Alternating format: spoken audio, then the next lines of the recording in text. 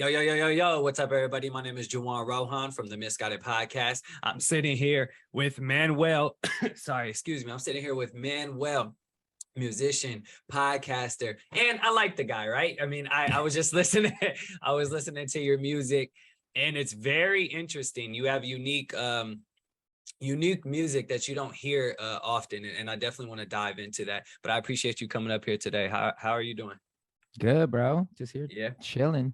you Chilling in the valley. It's Saturday morning. You live in the valley? Yeah, man. We used to live in Sherman Oaks up in the hills, and then COVID hit, and I was like, I want to invest some money. So we sold our house and moved down to Van Nuys. Yeah, It you was in the valley. yeah, it was a big step for us. It was a big step for us. You But miss Sherman Oaks? yeah, I missed the view. Yeah, I was gonna We say they got really good views out there. Nah, yeah, we had the neighborhood was dope. You know, the house was big. The neighborhood was just dope, and the location was dope. But Yeah, it wasn't a dream house, and I just didn't like. Who wants to spend $3 million on a house that's not a dream house? You know what I'm saying? It just yeah, wasn't to me.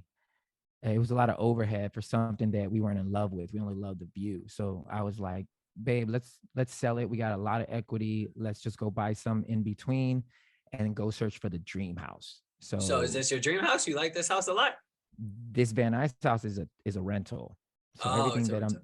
yeah. So we're the remodel process. I know I'm doing a lot, but it's literally just to make it an exquisite rental where maybe I can rent to like business people coming in, traveling nurses, where companies will pay a lot more for rent than a typical person. And then I got a guest house that I built in the back. So I planned everything so that I can separate the guest house from the main house and get rent from both places. So then Or where are you gonna live? in the hills. Oh, you We're okay. going back. We You're going back. We're going back. We out of here. we going back. We're gonna be down here for like maybe 3 to 5, just because whatever I find up there, the last house we bought was turnkey. And now that I know about remodeling and that's my business now, I'm like, okay, I'm gonna get in the right neighborhood and then try to find the shittiest house in that neighborhood There you because go. there's no way I'm gonna give away my equity. Like Yeah. we have the money to remodel it, so let's do it our way. Pick exactly what I want, which is the problem with the last house. I wouldn't pick the floors, I wouldn't pick the counter, I wouldn't pick any of the stuff that they picked. It was nice, but I wouldn't have done it. So I want to make a more of a custom to me and Anne's home, you know. Yeah, no, I feel it. That's what's up. Okay, so you live in Van Ness right now. Where are you originally from? I was born and raised in Germany. Oh Uh, shit. yeah, my dad was in the military, so we kind of everywhere. So from Okay. Germany to Kansas to Texas, and then he retired in Orlando. But I've been in LA for 13, 14 years now. Okay. How long were you in Germany for? Like eight to 10 years. Oh shit, that's a long time. Do you speak it? I German? did. You did. I did. I Now forgot it now because yeah. I've only met 2 Germans since I've been in the States. Yeah. It's a hard language to keep going. Yeah, nah, for real. That's cool. Damn. Technically, I'm a Tennessee resident though. I was gonna say, what was all right? Is that your favorite place though that you've kind of lived? Tennessee? Yeah. I've been going so much because my label was there, so it was like a lot of back and forth. Yeah. But it's not. I like the seasons. Put it that way. I'm a big seasons guy. Okay. Christmas is my favorite time of the year, so I like fall. I like Christmas. I like cold. Okay. So that I like about Tennessee, but as far as vibe, LA and New York are more my vibe. Yeah, I love LA. New York, I like. It's just a little bit too fast for me at sometimes. Yeah. Like I don't. It's a big difference, and like I don't think if you haven't been to California, you won't understand. But it's totally different. It's too cramped. It's a whole different vibe. But yeah. I love that brings me alive. So I go to New York to vibe. Facts. So I don't sleep when we go there. When I was writing like treatments for these movies I was writing, I went to New York, stayed for a month. When I was writing my children's book, I went to New York, stayed for a month. Like anytime I needed like inspiration, I go to New York and just post up at a nice hotel for a month, just vibe. There you go. That's how you got to get it. You got to find your Zen spot, right? Mm-hmm. Yep. That's cool. I want to talk about all that you do. So I mentioned you do music, podcaster. What else? What else am I missing? You want to let the audience know? I mean, real estate has now become my main focus. One of my main focuses, that and the music. I split it half and half. So, it's the way that I accidentally fell into it and ended up being good at it. Like I had like 7 properties at one point, and I'm like, I'm not even trying to have, like, I wasn't thinking I was a real estate guy. I was just like, let me just buy up some property and just hold on to them. My thing was buy them, hold them for 5 years, sell them, buy, hold for 5 years, sell. And then I started researching and getting more into it and finding out the tax benefits. And then I was like, oh shoot, I need to do this like for real, for real. Yeah. And so I sold all my properties, got a big lump of cash, and started flipping out here in LA because I got a team here that I know now that we go in and out and we can get things done in like 3-4 months. It's crazy. So now my goal is I will become extremely wealthy through real estate. There you go.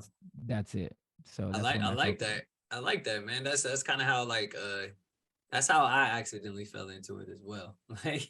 like you're a realtor, right? Yeah, okay. Realtor and real estate investor, Airbnb, all that good stuff. And so I accidentally fell into it, but because I do music too, but I don't take it as seriously as I did.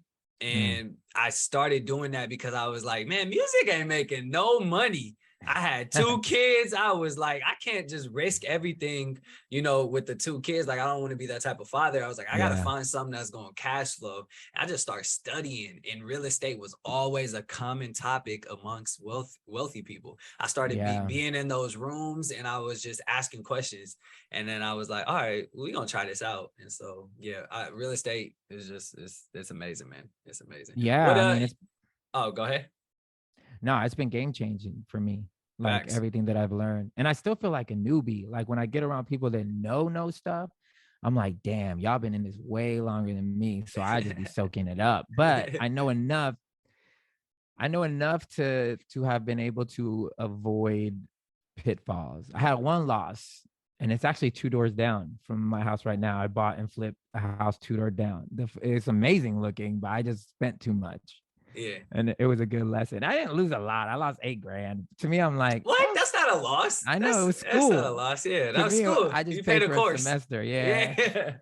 That's not a loss. But man. I learned, and then the next flip, I made 130. So I was like, yeah, I need to apply everything that I learned. Don't make things too nice. Don't do stuff too special. Yeah. Because once you do that crap, you're limiting your pool. And it's funny because everything that I did special over there, they came in and they changed it. Oh, so I was like real time learning. Oh, your ideas don't really mean anything, bruh. Like, stay down the middle and let other people trick out their own house. Don't give them don't try to create something for them unless it's something that everybody's gonna like. Like the bathroom, the master bath I did was all natural rock on the inside. Cause I was like, yo, I'm gonna make them feel like they're taking a shower in a cave. So it was fire. It was fire. I had like black natural rock. They kept that though? Did they keep it? Oh, hell yeah. There was a selling point. The bathroom was crazy. Like, it was used to be an old junky little like one thing. And I made it big enough to have 2 shower heads and a tub inside of your shower. Oh, okay. So you can just move in and out without having to get out of the shower. So it was, bruh, it was fire. I wish we would have lived over there. I told my wife, I was like, babe, we should move into this one. Nice.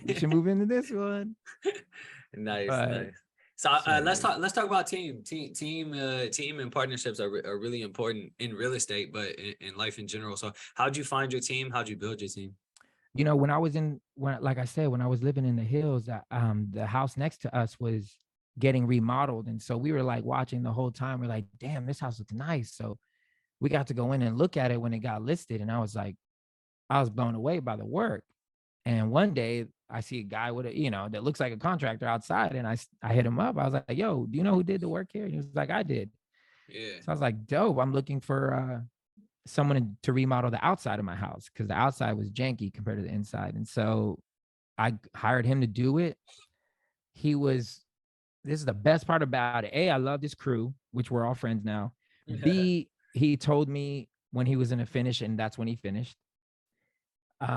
He never that came. rarely happens. It's bro, it's not even a joke. He's never come back to me for more money ever. The only time he comes back to me for more money is because I want to do this. I want to do this. Yeah. Never has he come back for me for more money. And then this was the kicker.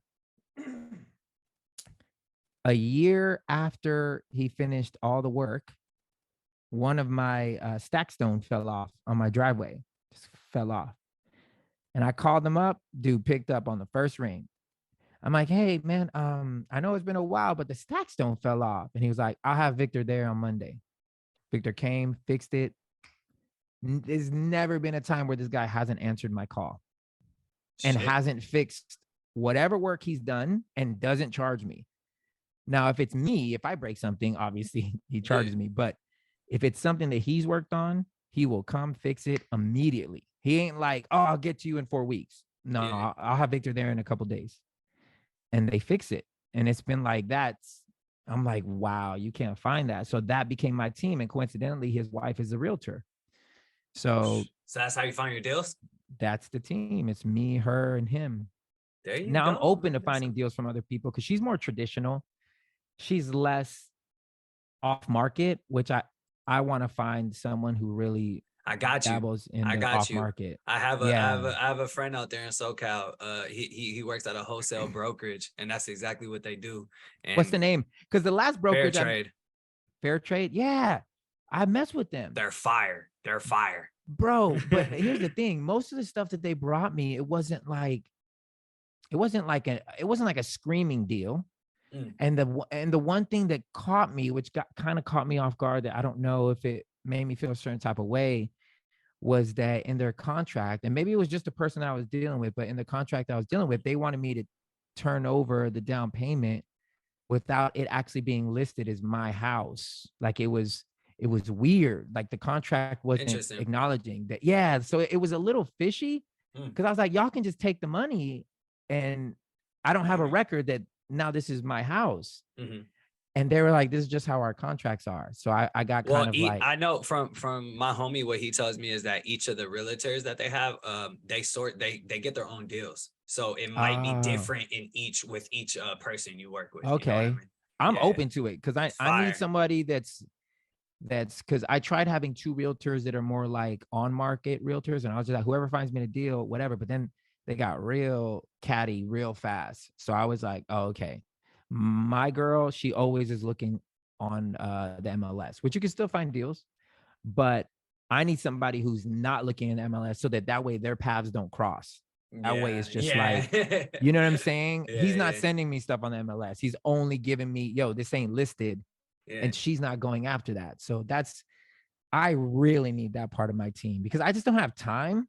Bro, it's a lot. It takes a lot. That's why I haven't even dabbled in that, like I guess you would say wholesale distressed properties, right? Where you are building a team to send letters to the people. Right. Like that's a lot. That's a lot of work.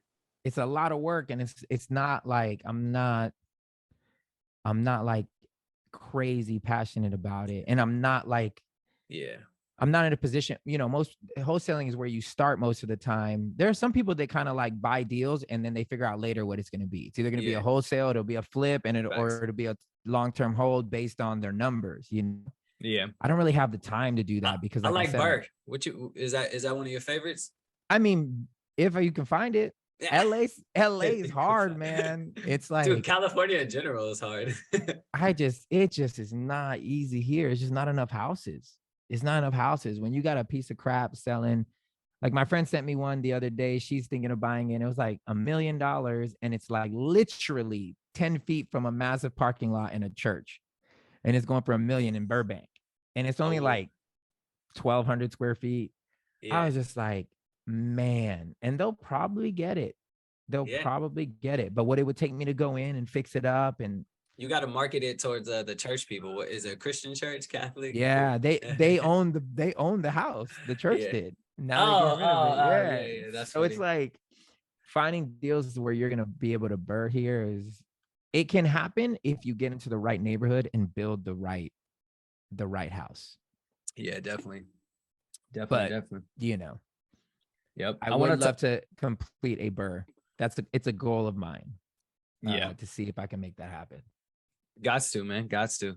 I want to dip into your first intro to music. I was, 12 years old. I was a little thug. I used to run the streets. Literally, I used to carry guns, rob people. Like I was a bad person. And rap was the In foundation. Tennessee? Nah, this was when I was in Orlando. Oh yeah. He was a This thug. is when I was in Orlando, which Orlando doesn't sound like it. Orlando has hood. Every city has a hood. So let's just put it like that. Orlando got some hoods. Yeah. And when you don't have no money, you find that you trying to figure out a way to make money. So I jumped into it with some of my homies. We just started rapping about what we was doing, and they stopped and I didn't. I just kept going. It just kind of fell into my laps where I was like, man, I really like this.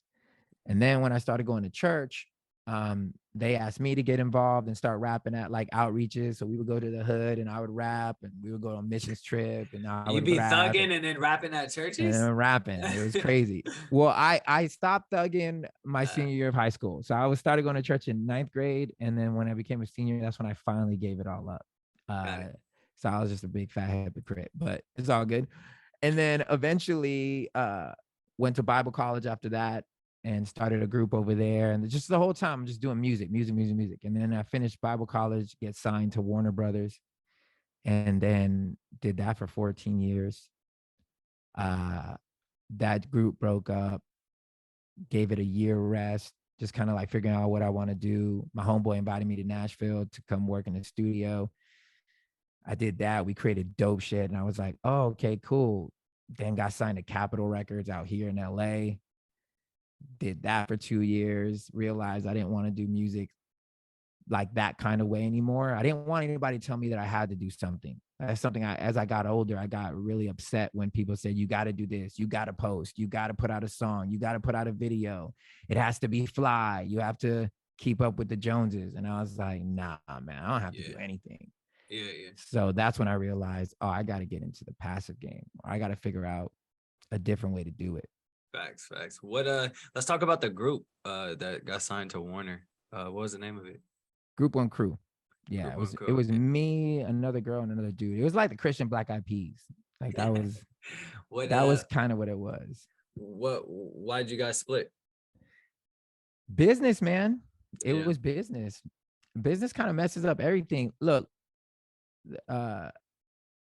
if you begin the group in business, nine times out of 10, it's gonna end in business. So the Bible teaches that anything began with an ill intent, will end with an ill intent. Meaning, like I was in my Diddy phase. I was in my Diddy bag. I was like, they found me on MySpace, and they're like, if you can make a group, I think we can get you a record deal. So I was like, all right, let me make the band. If you're too young and don't understand making the band reference, that's what it is. But Diddy had a show where he would make the band. So I called some people. DJ 12. Yeah, made this band. They flew us out to Nashville. We got signed. So it began with business intentions, because I didn't like look around to see who was my most loyal people. I just looked around and said, who can be effective? And so I put it together. And then as we went along, I was always like the overworker. I did a lot. I wrote a lot of the songs. I handled the merch. I handled the business. I handled the accounting. I handled everything, because that's just what I do. Like I'm good at it all. Mm-hmm. I don't, that sounded braggadocious. I apologize. I'm just good at. I get it. I do the same thing. Okay. Yeah. I'm good at that stuff. So I handled it.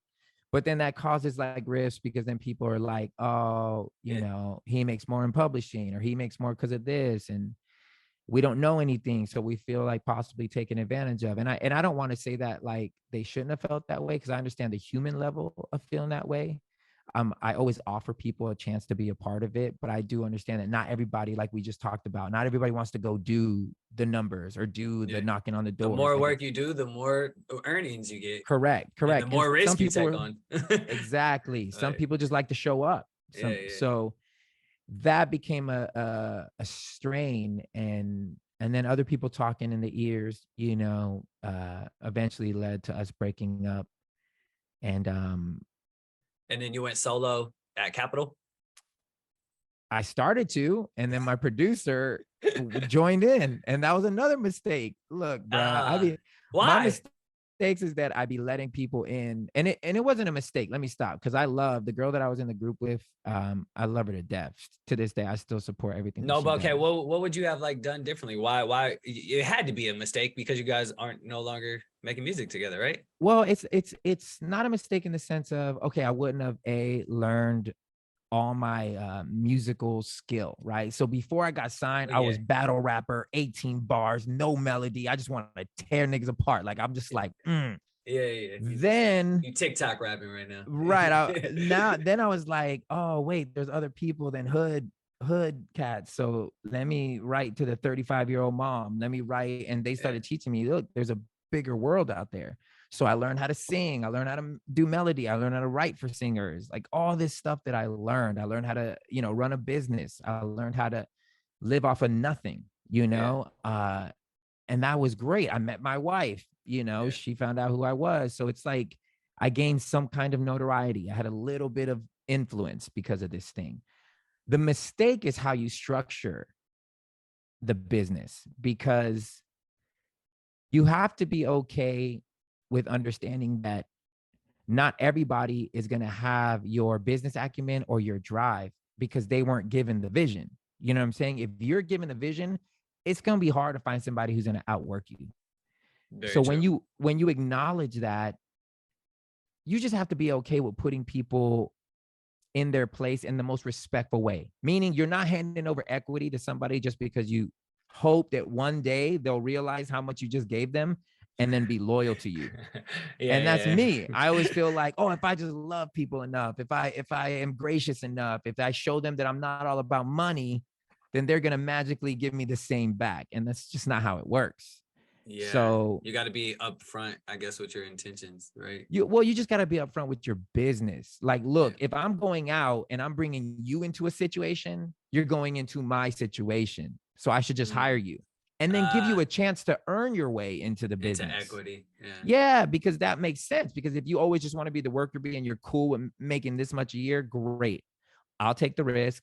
I'll get the upside. You know what I'm saying? And this is stuff that I learned after we broke up, because then I hired my band. Like once they left, then it was just me and I kept the group going, but I hired a band. So I did it right the second time. Yeah. But even the second time. Third time, really. Yeah. No, yeah, this is the third time.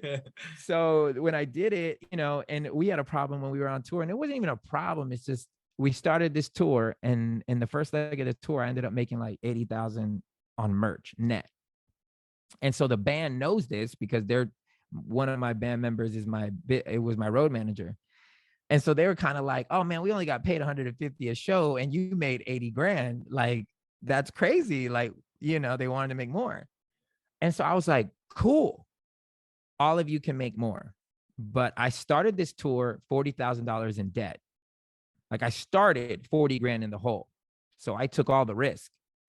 So this next time around, nobody gets paid till the end, and we'll all roll this dice together.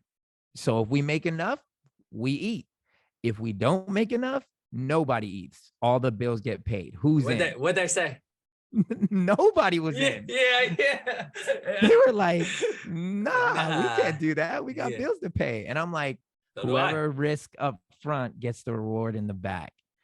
I should have remembered that when I led into the Capitol deal. But if anybody that knows me, I hate being alone. Like, in the sense of, I don't like winning by myself. I like winning as a team. Like, I really enjoy the team aspect. Love it. I want to pause right there on the team aspect, and we're gonna take a little short break. I might play some of your music in between these two podcasts if you're okay with that. Yeah. But yeah. All right, we'll be right back. Please stay with. Wait, before you click away, this is for you. If you're a business owner, leader, educator, or misguided in many ways, you've stumbled into the right community. That's right. I've started a Slack channel for all people to network across the world. If you want to learn how to use your car for passive income, there's a channel for that. If you want to learn a trucking business, There's a channel for that. If you want to partner up with someone in real estate, there's also a channel for that. There's so many channels, the list goes on. Okay. But what I want to share is a Slack channel with you to network, build relationships, and introduce yourself. This is very similar to Reddit. But see, the thing with Reddit is they don't let you promo yourself. On this channel, the Misguided Network, you'll be able to promote yourself. You'll be able to share with others your business and why you think you should partner with others. Now, this is a safe space. So if you come on here blasting, you will get removed. It's true. If you want to go alone, walk fast. If you want to go far, walk together. And that's exactly what this channel is. People have been misguided in many ways by society, told what they should do, what they should be doing, what they should be learning. Yet we really learn the valuable lessons way later in life. And we always wish we had kind of a mentor there to guide us in the right direction. And that is exactly what the Misguided Network is about. So if you're looking for a mentorship, mentoree relationship, or just looking for some business partners, or looking for a way to grow your brand by learning, or if you're an educator by teaching others, this place is for you. Please join the Slack channel below or up, one of those. This is a community where entrepreneurs can either learn or educate about building wealth through business. So join the Misguided community. I'll see you there. Yo, what's up, everybody? My name is Juwan Rohan. This is the Misguided Podcast, and we are back. Thank you for your patience on the break. So we're going to pick up where we left off. We're going to talk about kind of the teamwork in transitioning from Warner Brothers to Capitol and kind of what you would have done differently as far as your second go around. Yeah, I think what I should have did again was hire my producer or just leave him as producer. But he started liking the music we were doing so much that he was like, I want to be a part of it. And so I ended up being like, oh, awesome. Another chance for a group that works. Because at the beginning, this fool was as hardworking as me. Like he was on my level and he was talented, loved it. Both of us love God. We were like, all right, this is dope. This is going to work. Somewhere in the middle, I found out dude was horrible with money.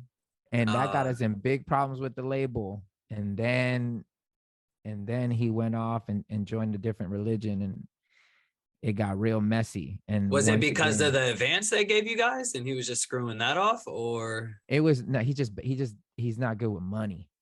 He's just not good with money. I got my advance. I mean, it was the deal that I've always wanted. It was $1 million deal. I own my masters, I own my publishing. We split half of it with our managers, so we each got 250. I went and I bought a house. That's the first thing I did because I was like, I'm not banking on any of these fools. So I'm gonna go buy a crib and start gaining equity. And so I bought the crib, told the label that crib was the studio that we work out of. So we put the studio in the crib. So they paid my mortgage for the first year and a half through our overhead fund. So it was just me like, real estate. So that's what I did. But that's genius. Why a lot of people don't do that? That is so genius. Where'd you get this like financial literacy from? I just learned, man. Cause look, when I was the only hoodlum that was stealing from people and saving his money. You know what I'm saying? Like I was just, cause I was so young. I was like, can't nobody find out I'm making this much money. So I'm just saving. And then as I grew, I was just, my dad always told me, man, save more than you spend, save more than you spend. My parents weren't great with money. Nobody in my family is good with money. But I started realizing like I had to break the cycle. So I'm like, I'm gonna have to learn about this money game because information is out there. I just think that especially us people of color, we're not encouraged nor given the shortcut to find out what most of these people already known generationally. Yeah, facts. If dad passes down a whole real estate, portfolio, you already know about tax shelter and you already know about everything and why he's passing it down to you. Yeah. But for us, there's very little ownership, very little wisdom that's passed down. So I knew I'm going to have to get it.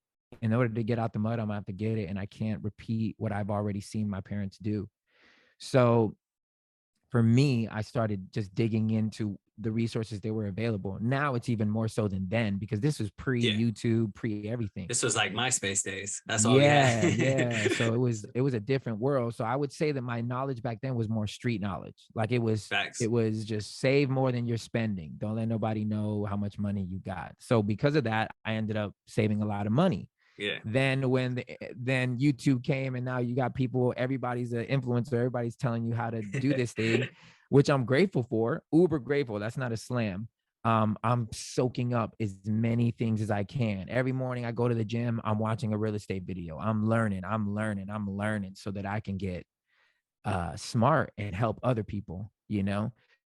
So even with the music business, the same thing. I just put myself around people that knew more than me, and I was able to finagle certain things. And I'm always looking for that. I'm always looking for that next way to make money. That's what people don't understand, is you really got to put yourself in the environment, right? Like it's not being the smartest person in the room will get you further, right? And really, I learned that a lot when I went to college. So I went to Colorado College. I played basketball there. I was the only Black person on the team for like the first 3 years, and literally the school is like 1% Black. And I always felt like the like, hell, we're giving you a chance, kid. You know what I mean? It's hard to explain to white people, but and so I would just be in these rooms, and you know, like during basketball games, their parents would always fly out from different states. They'd come. My mom couldn't fly out every time, so it's like I'd just be at dinner. They'd always invite me to dinner. And it would just be me. And then I'm sitting here with their family, and I would just learn, all right, well, what do you do? You know, and just start talking. And then you just ask questions. And that's like what gets you. I'm always like, I find myself dumb. When I know I'm the dumbest person in the room, I immediately get upset, because I'm like, I need to learn what these people know. And I'd be having, recently my business manager, she handed off all the real estate stuff to me, because they only hand our entertainment side of things. So they were just helping me out with real estate for the fun of it, you know, just to help us. Yeah. And they were like, you're starting to take this a lot more serious. We're not a real estate firm. You're going to have to do this on your own. So immediately I'm like, oh my God, I don't know anything about the closing process. I don't know anything about anything. Where is my deed? Where is my, like, where do I go? Should I have that? Like, I'm like, well, how do I start an LLC? Like, how do I, because before it was, you know, it was an email. Hey, I want an LLC in Tennessee. Can you please set it up? Okay, thank you. Hey, I'm closing. I literally would tell agents, don't send me anything. Send it straight to them, because they're the ones that are, now I'll fact check it with them, but I'm usually on the plane. I'm usually touring. I'm usually whatever. So it's like, don't send me stuff that's going to slow me down. Send it to them. They're going to review it. I'm going to review it with them when I have time, and then we'll be good. Now everything was on me. So immediately I hired a tax attorney. I mean, a real estate attorney, a real estate accountant. And I'm talking to them, and they're telling me about LLCs and protections and structures and tax. I found out about cost segregation. That blew my mind. And now I'm like, man, there's so much to learn. And I'm for sure the dumbest guy on every phone call. Ain't it like hella overwhelming too? Like when you just go down that rabbit hole of, you're like, wait, what is this? Oh, now I got to learn this because it said this. I don't know the definition of that. Like it's every ridiculous. Email, I just felt like an idiot. Like he's going to laugh at me. He's going to send me back like, you should know better. Yeah. So they would just laugh, and I'd be on the phone with my accountant, and she's like, it's okay. You actually know surprisingly a lot. And I'm like, she's like, I don't expect you to know tax code. You're not an accountant. So that's what I'm here for. But I immediately was like, okay, but teach me.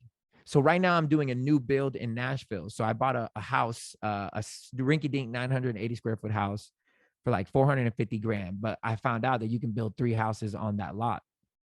So I bought it, and now I'm in the process of developing, which is my first time. I've done remodels, but now I'm actually developing. I'm building stuff that wasn't there before. So it's a whole new process. It's a longer process, and there's more money involved.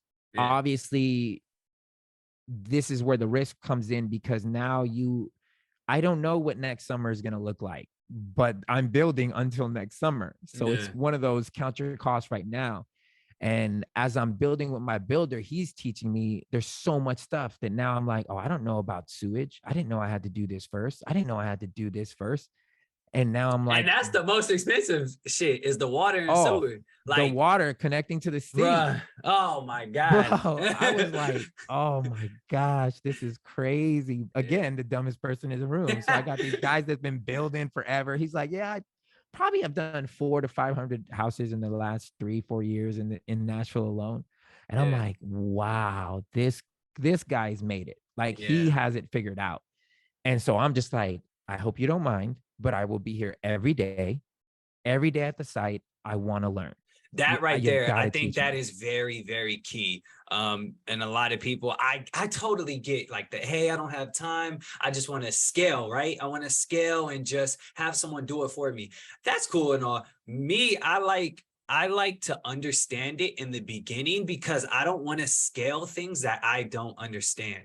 So I'm not going to sit here and just buy a shit ton of real estate and not understand the process of how to build new real estate or how much it's going to cost, because then I don't have an idea of where my money is going. And that's how business gets fucked up. Yeah, that's how you get taken. I think you need to really, like, maybe your first couple deals, you actually need to be in the fucking grind. You got to be on site every day. Like I bought a 13,000 square foot like land, right? There's a home on it, two bedroom, 1 bath, out here in the Bay Area. And with the SB9 law, I can fit 3 homes on there. I can fit essentially 2 duplexes with the California SB9. So it's like, that's going to be my goal. And I'm like, when I went to go, like, I met with maybe 5 different plumbers because the prices were ridiculous. I met them face to face.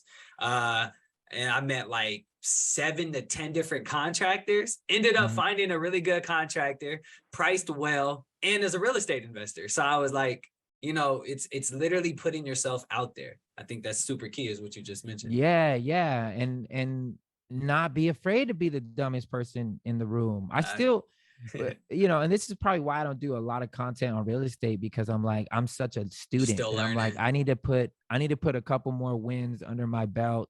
It's also why I don't do offers. I don't open up to anyone to come join me, because I'm like, let me get way more confident in my underwriting process before I start inviting people in.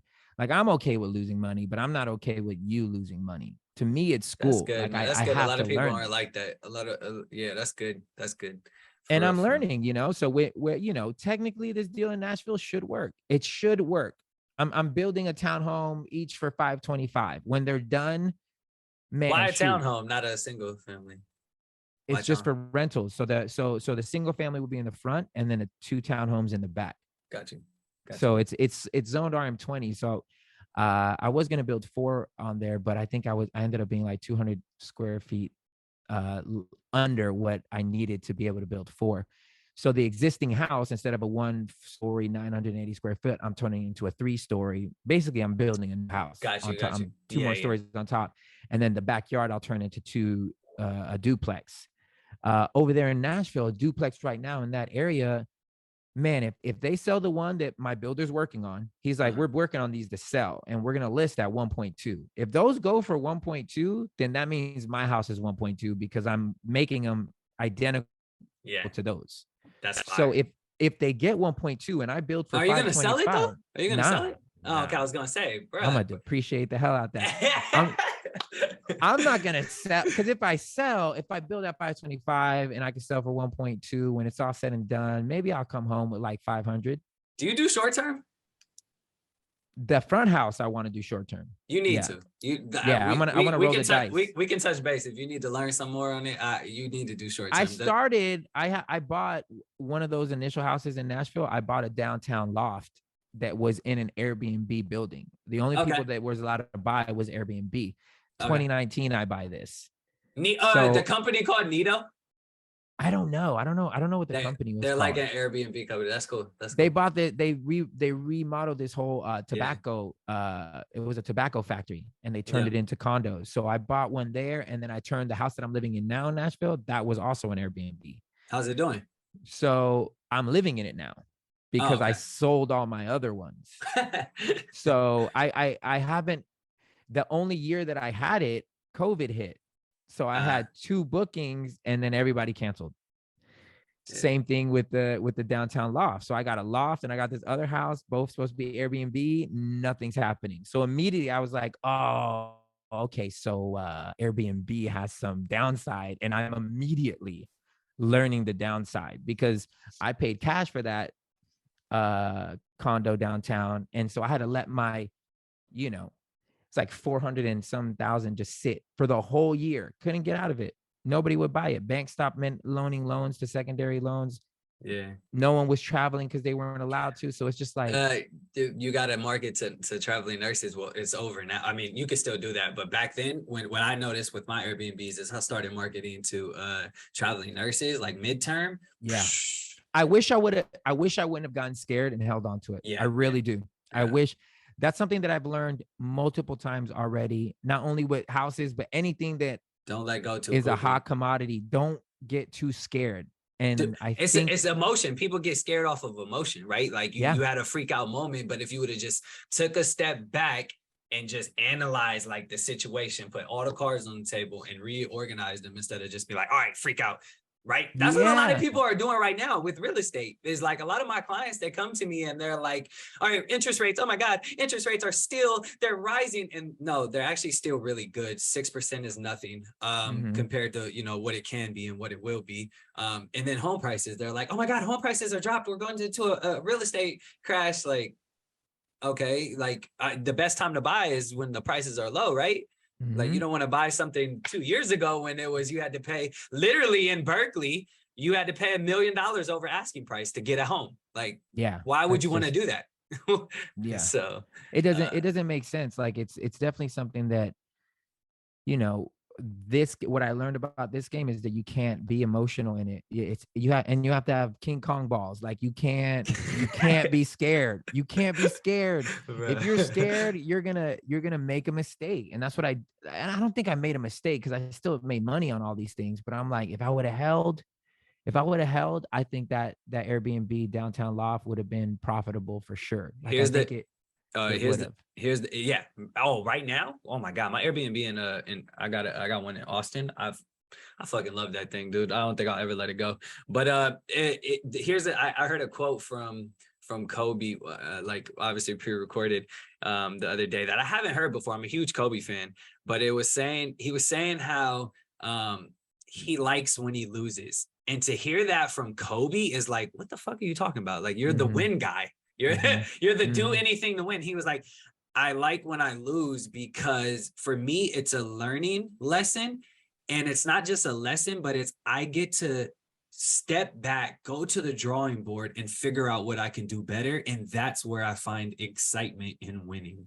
Yeah. And I was like, whoa, I would have like expected him to be like, I fucking hate losing. What the hell? Who do you think I am? Like, you know what I mean? That is true, because in my losses now, it's not like wins, good times, you celebrate them in the moment, but they're like quickly forgotten. Like Facts. If you go out, you have a good night, or you with your whatever homies, you chilling, or you have a dope vacation, cool. You enjoy it in the moment. Then you get back home and real life hits you and you're like, I don't even remember the vacation. You ready to take another one. So I started realizing it was the hard times and it was the losses that sear into your mind. When I lost $8,000, that's my first time ever losing anything on real estate.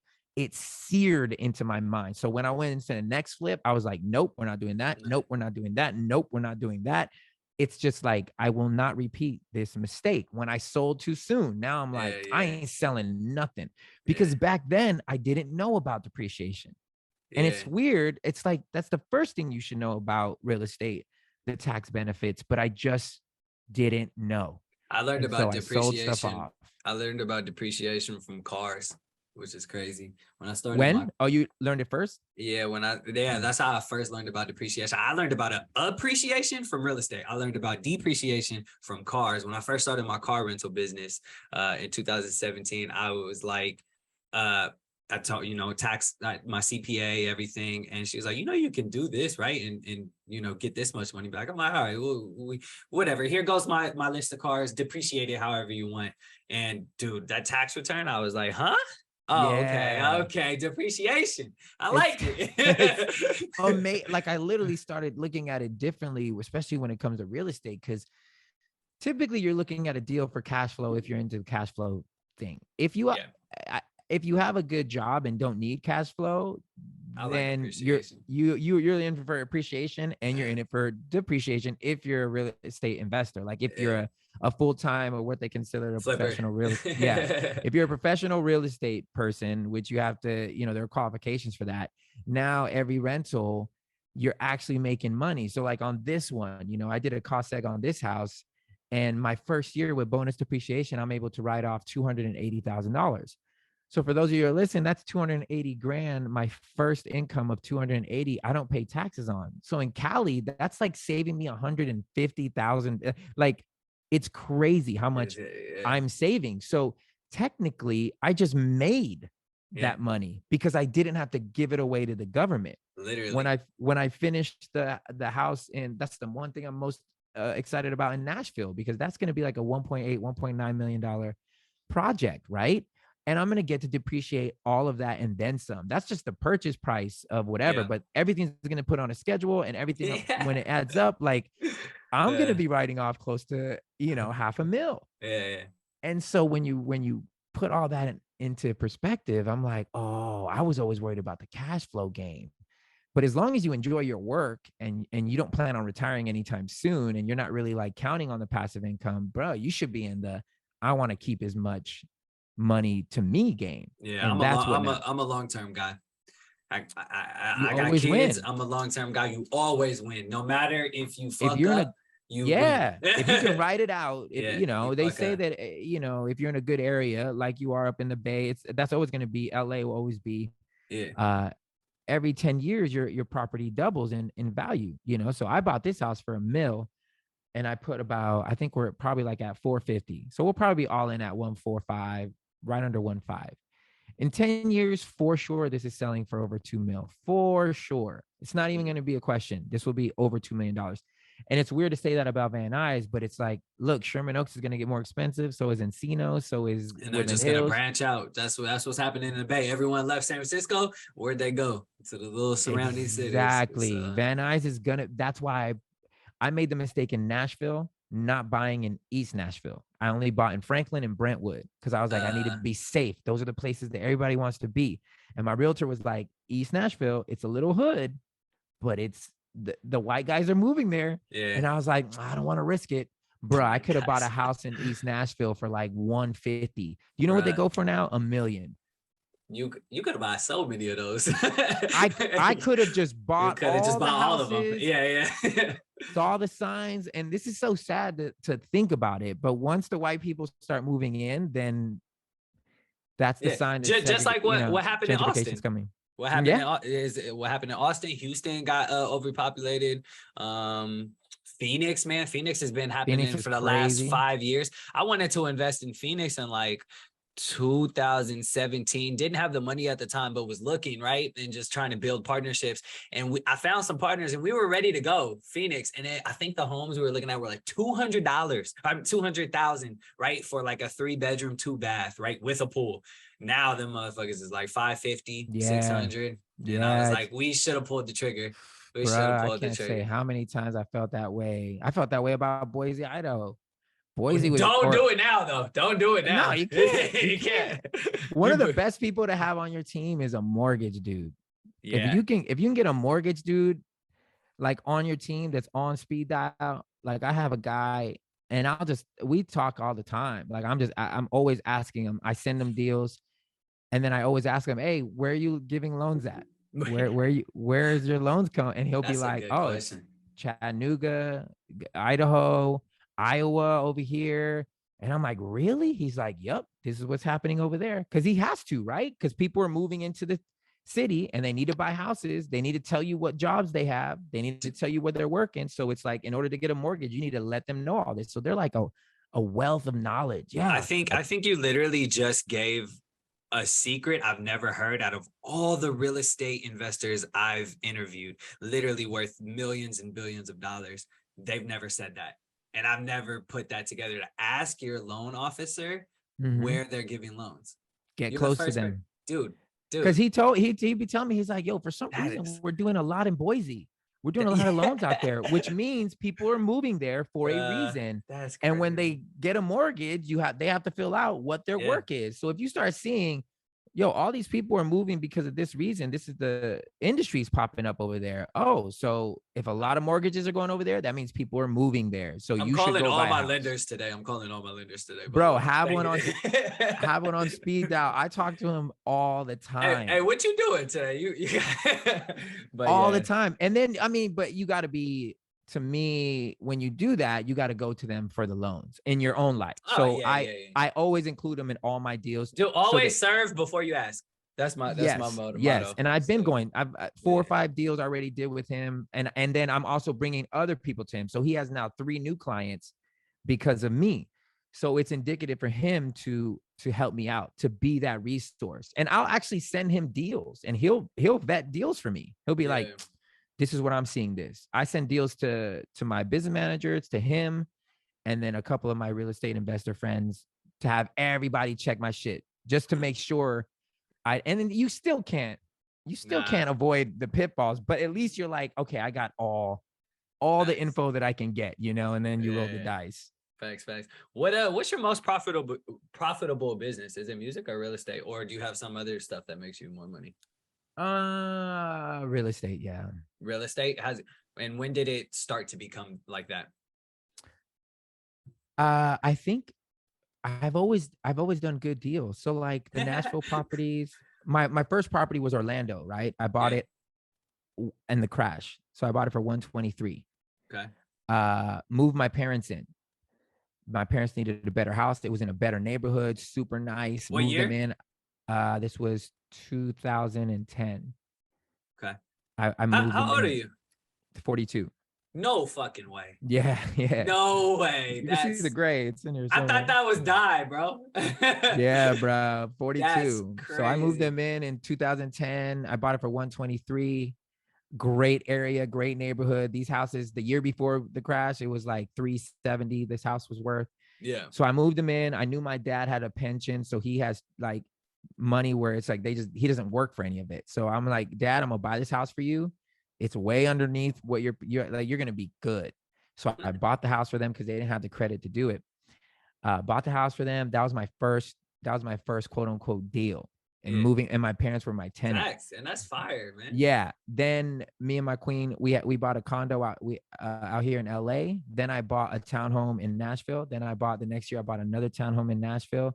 And I heard from this real estate guy, he's like, I like to hold on to houses for 5 years. In a good appreciating market, you should make your money. And that's exactly what I did. So I started just holding on for 5 years, buying a new one, holding on for 5 years. So every one of my houses, not only did I make rent, like on my Brentwood one, I bought for $203. I rented it for $1,700 for 5 years. I paid cash for it. So that $1,700 went to me minus insurances or all that. So you're talking about over $100,000 in just rent. And then when I sold it for like $350, $360. So I made another 140 something on equity. Yeah. Same thing with Franklin. I made 50,000 over the 5 years, and I sold it and made another 100 and something. So I made 150 on that one. Yeah. In the beginning, you talked like as you were like a new, like, and I get that you're still learning, but dude, you kind of, your first deal was years ago. It was like 12 years ago.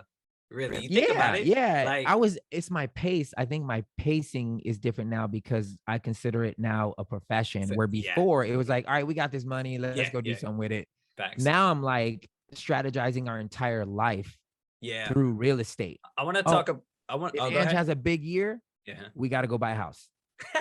Because I got to depreciate it. I got to depreciate it. So if she has a massive year, we got to save. It's like Grant. It's like what Grant said. I have, damn it, I got a $5 million bill that I owe. Let me go buy a plane. Yeah. He literally goes December 31st. Let me buy a plane. Buys a plane, and I'm like, that's some smart rich people shit. Yeah. So I'm like, at the end of every year, I told my business manager, I was like, we need to have a meeting. Tell me what we have in excess. Tell me what we owe in taxes, so that I can run out and go buy a piece of property that we can then shelter at least some of this, keep some of this. If I have a $300,000 bill, then I'm going to go try to find a $600,000 house.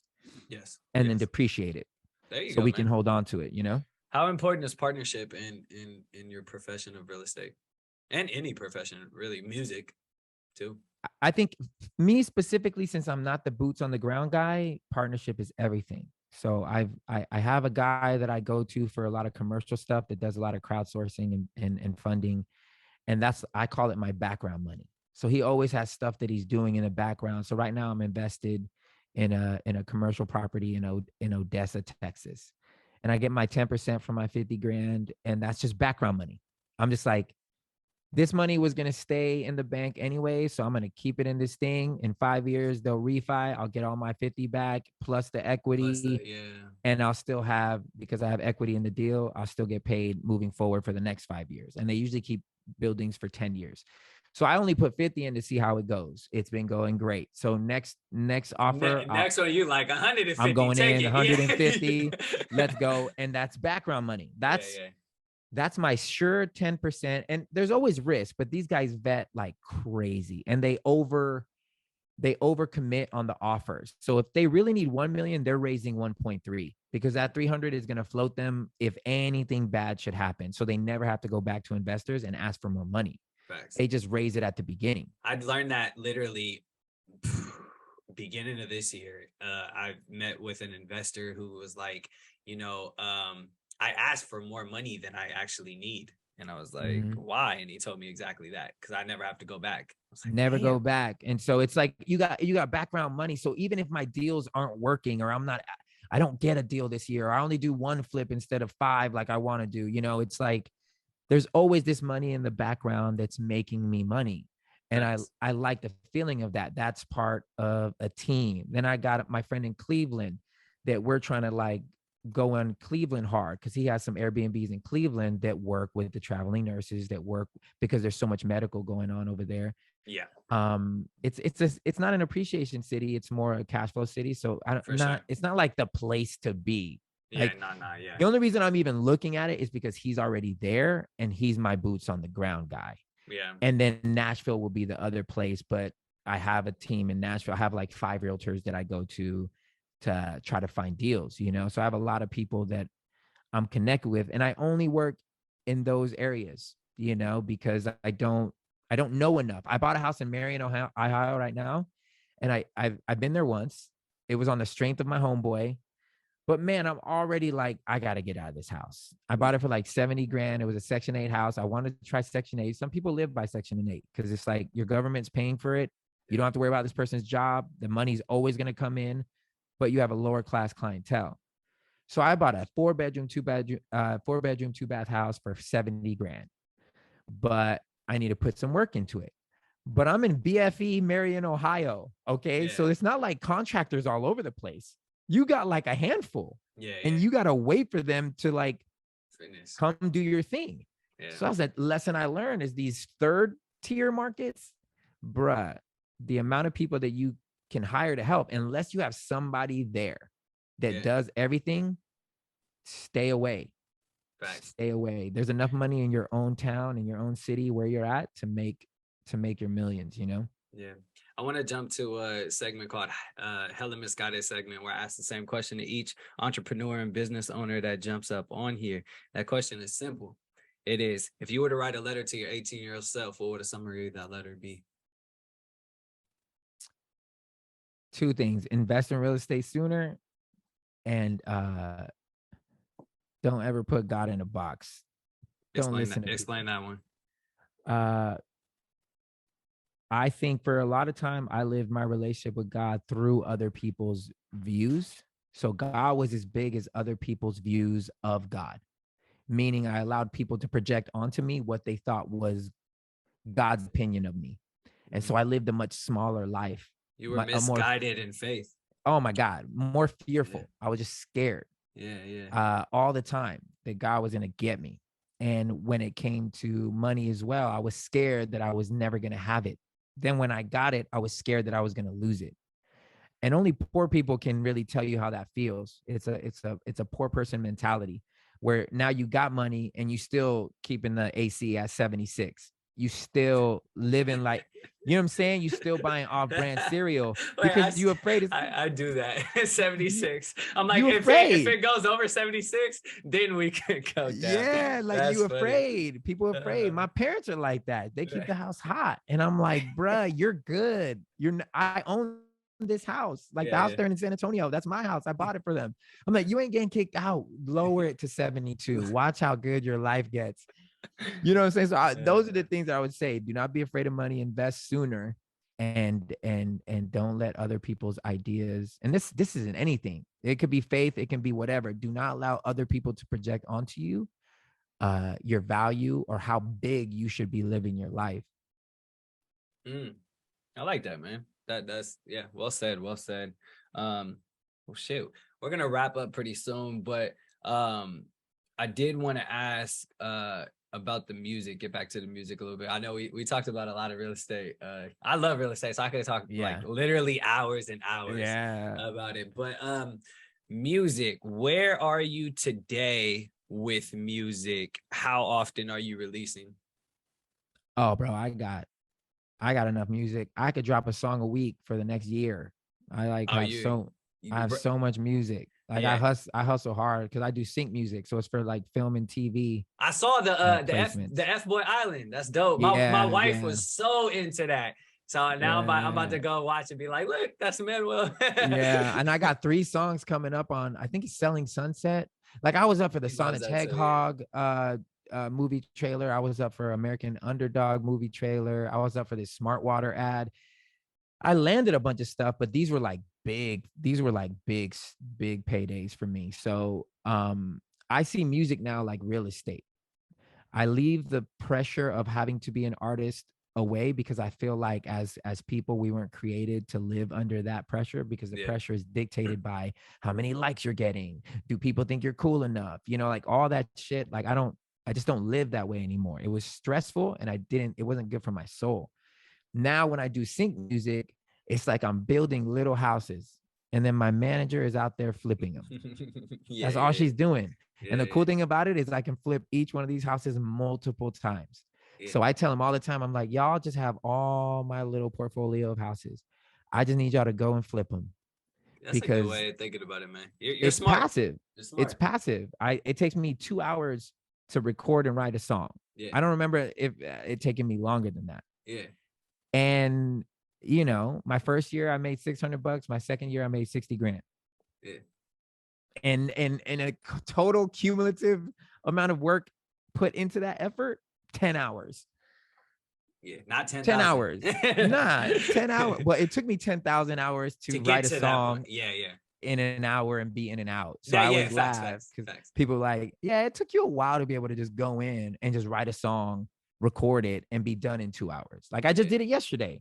Me and my boy wrote this amazing song, in and out, 2 hours, donezo. Spent the rest of the time talking about real estate. I was helping him understand his property and how much he can actually make if he stopped thinking home ownership is the goal.